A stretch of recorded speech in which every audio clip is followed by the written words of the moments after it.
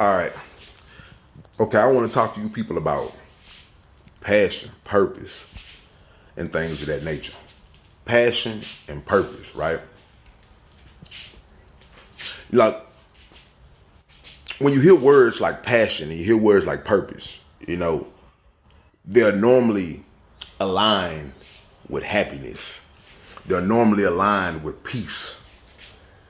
They're normally aligned with joy.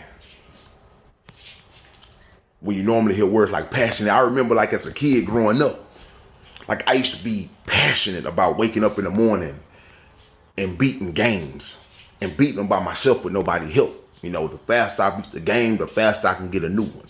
And I was passionate about that. I was passionate about on the weekends, as a kid, growing up in the early 90s, born in the 80s, you know what I'm saying? As a kid, getting up on Saturday mornings, 8, 9 o'clock in the morning, going outside with my little friends, staying outside till the street lights come on.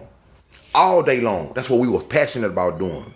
Playing sports with our friends and running up and down the streets. And we was passionate about being outside. We was happy. We was joyful with doing that. Passion. Energy.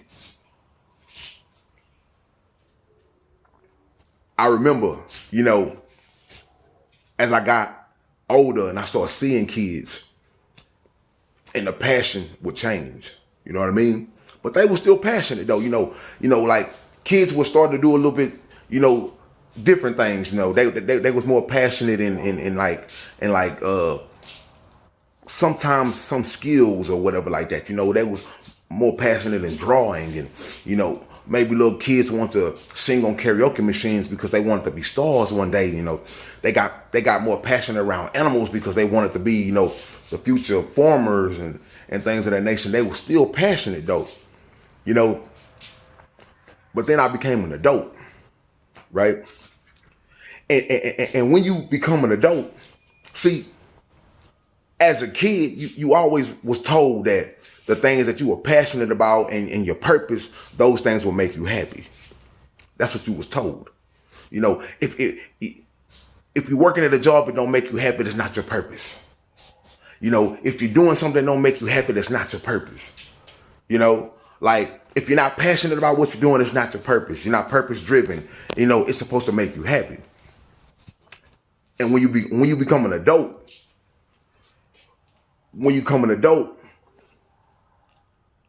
we still hold on, as you see, a lot to a happiness driven life, a joyful driven life, a peaceful driven life. We hold on to that because we still exert our energy and our time and our efforts to things that make us happy.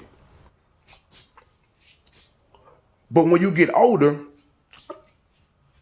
you start to realize that there's things that make you happy. And then you finally start to understand there's things that make you angry. And there's things that make you furious. And there's things that piss you off. And there's things that infuriate you. And the correlation between the two is because what makes you happy and what makes you angry sometimes require the same amount of energy spent or burnt. Sometimes it requires the same amount of passion. But the difference is the energy and the narratives in the situation are different. You got bad energy and narratives, and you got good energy and narratives. And as you get older and you start to understand life, yet we hang on to the things that make us happy. Yet we hang on to the things that make us joyful and peaceful, and we search for that life of peace and happiness and joy and all these happy terms and contentment and not living a life where we resent things. We often run into stuff that pisses us off, that makes us angry, that infuriates us. And your whole life, you always been told, like I said, if it don't make you happy, it's maybe not your purpose. It's maybe not what you're supposed to be doing in life. But I was thinking, what if, just maybe, the things that bother you so much, the things that tap into your emotions so much, the things that anger you and the things that infuriate you are your purpose? What if you were called to change those things? Because the thing about it is, when life tells you you have a purpose, it never says that you was going to be happy doing your purpose at all times. It never says that you were going to be happy soon as you jump into your purpose. It never said that. You know, sometimes maybe your purpose is you jump into something with negative energy and it's a negative narrative, but by the time you leave that situation, positivity is all over that situation. Maybe you're called to change the energy of a situation. Maybe you're called to change the narrative of something. So maybe all the things that piss you off in life, or maybe you're called to bridge the connections between something. Maybe you're one of the people who are called to jump in the negative and change it to the positive. Maybe you're a person that your purpose was to just simply be a change agent for the positive on this earth. Because best believe they got people out there that are change agents for the negative. They got them out there. They got people who will jump into a positive situation just to destroy it. They got it. It's called an assignment against your assignment. They have those people. Maybe you were called to go into negative situations and make them positive again. Maybe that's what you were called to do. Maybe you were called to bridge the gap. And when things get up under your skin, and when things piss you off, and you think, when things make you cry, when things make you see red, maybe that's what you call to change. Because the simple fact is, there's some things that infuriate you, that anger you, that don't anger other people.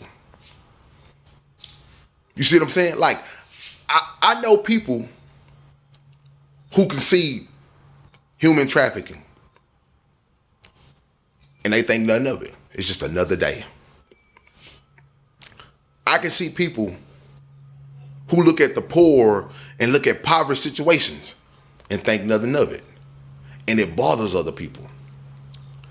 I can see people who will just simply will see situations of people being bullied and think nothing of it, but it strikes a chord with certain people.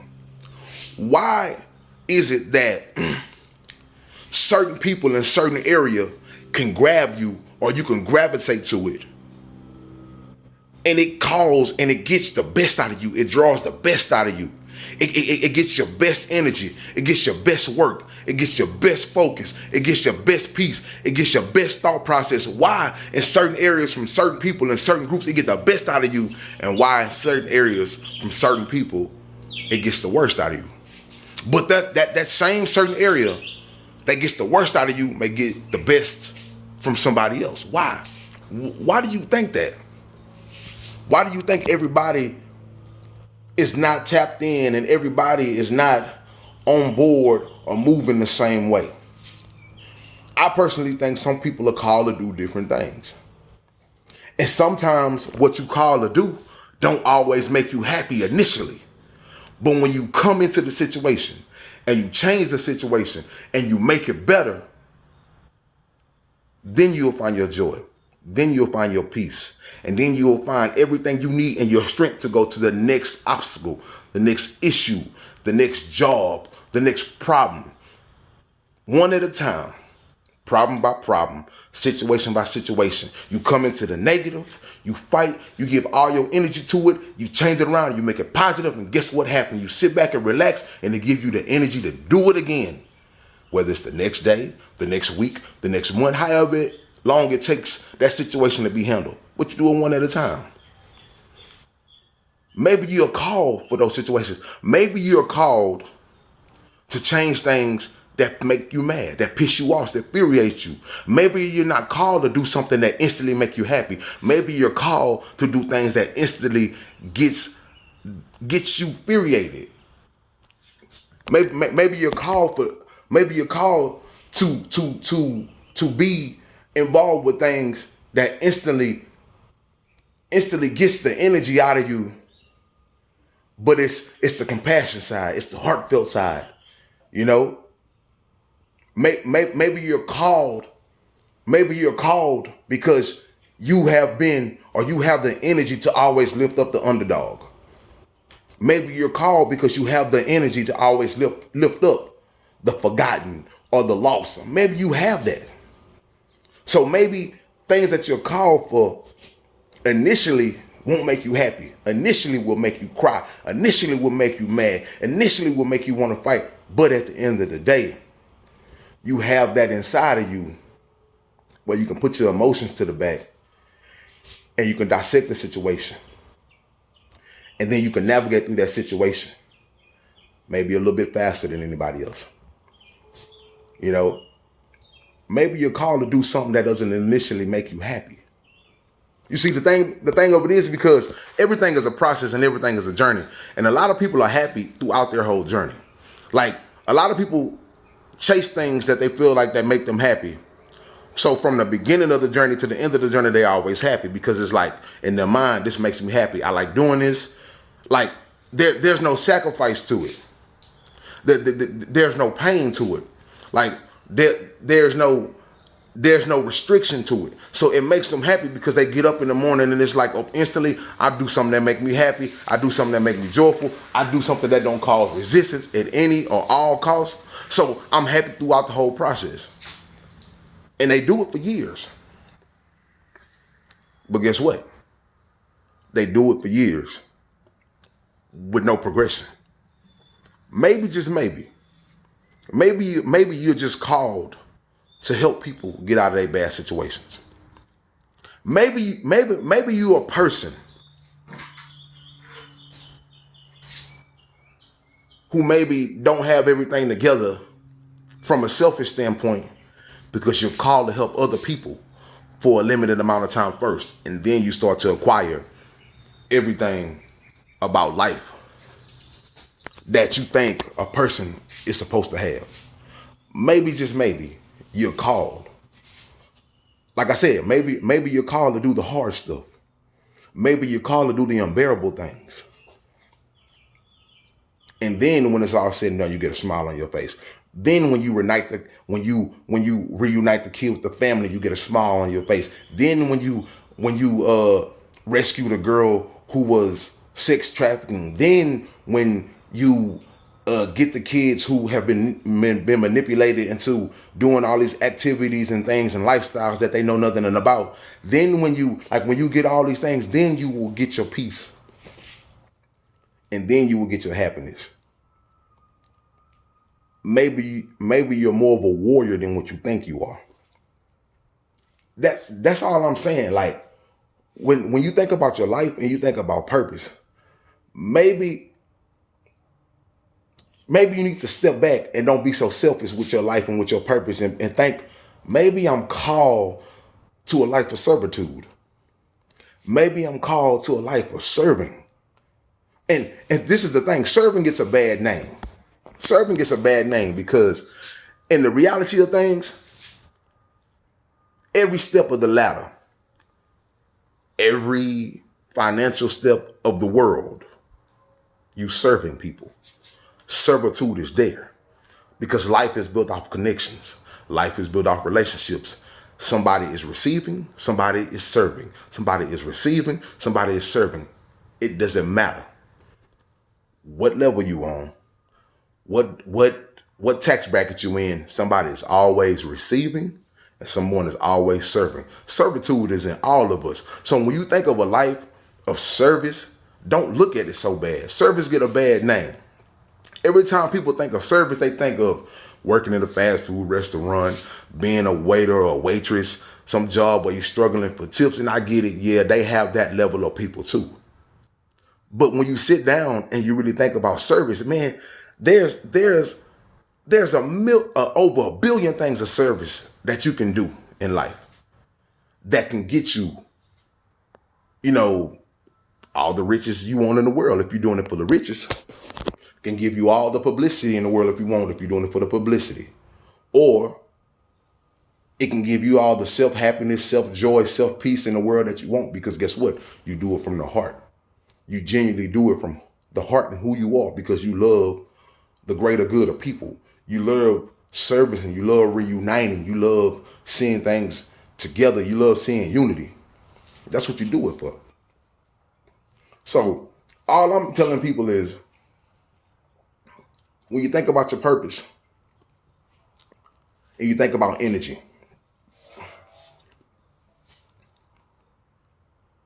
and you look at your life, let me give you an example. When you look at your life, and whether you are a sporting event that you really love, you watching your favorite team, or you're at some type of outing on a town, or you at some type of ball, gala, party, or whatever, and you're there, and you having a time of your life, and you having a blast. This is like one of those a night to remember, and a night that nobody a night to remember, but a night that people won't think it's true. And you having a blast, and you exerting energy, and it's positive. High levels of energy, high levels of passion for the night, high levels of passion for what you're doing. Turn that narrative around. Turn that narrative around to a negative perspective. Now, the energy is negative. Yes, it is. But even though the energy is negative, it's a high level of energy. And it's going to take a high level of energy. And it's going to take a high level of passion. And it's going to take a high level of tears. And it's going to take a high level of anger. And it's going to take a high level of frustration. The same energy spent and dispersed, the energy is the same. Whether the narrative is positive or the narrative is negative, the energy dispersed is the same. Now, I'm not telling people to go chase or saying that your life has to be negative all the time. I'm not saying that. But what I'm telling people is this. While you sitting around and you thinking about what's your purpose in life, and you pretty much got a good grasp on what makes you happy.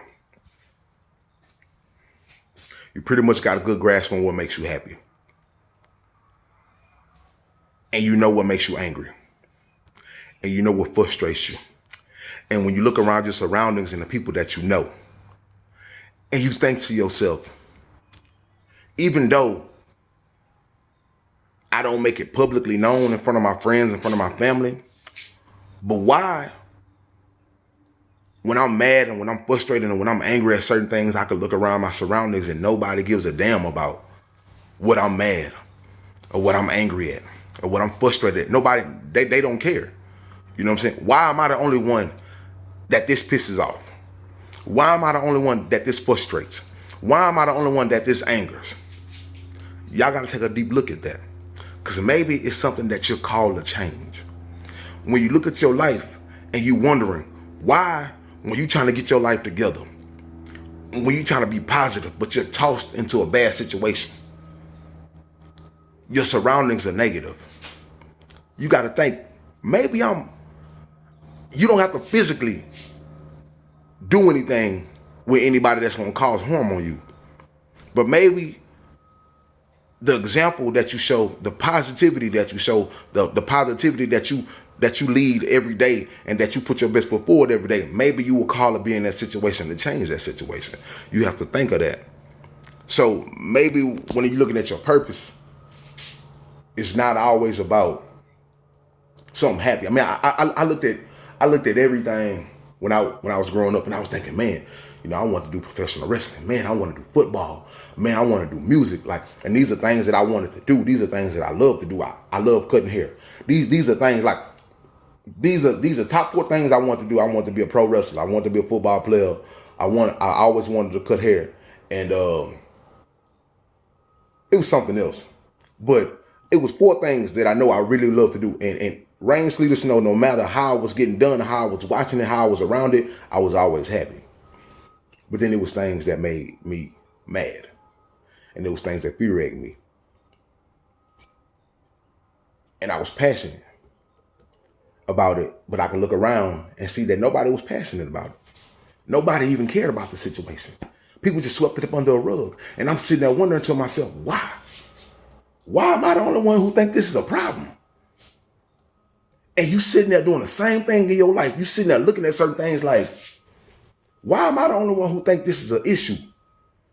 Why am I the only one who think this type of stuff is a problem? Maybe you'll call it change that. Maybe you'll call it change that. So just remember, man, just remember, your purpose may not always be what you think it is. It's something inside of you that leads you, that leans you toward, that steers you to certain things that only a certain group of people steer to, lean to, move to, or somehow divinely guided to. Think about that stuff, because maybe you're called to change those. And maybe it's not going to look so glamorous and so glitzful and so celebratory off the top. Maybe it's not. But when it's all said and done, and when the issue comes to a conclusion, and sometimes the conclusion will be hard. Sometimes the conclusions will be gut-wrenching. Sometimes the conclusions will be heartbroken, however you want to call it. But I think you'll have a peace that surpasses all understanding. I think you'll have a joy that surpasses all understanding. I think you'll have a happiness that surpasses all understanding. With whatever the conclusion is, you may be called to do the unbearable. You may be called to do the intolerable. You may be called to do the unthinkable. You may be called to do the unimaginable. You may be called to do it. But until then, man, this your boy Messiah Boss, and I'm out.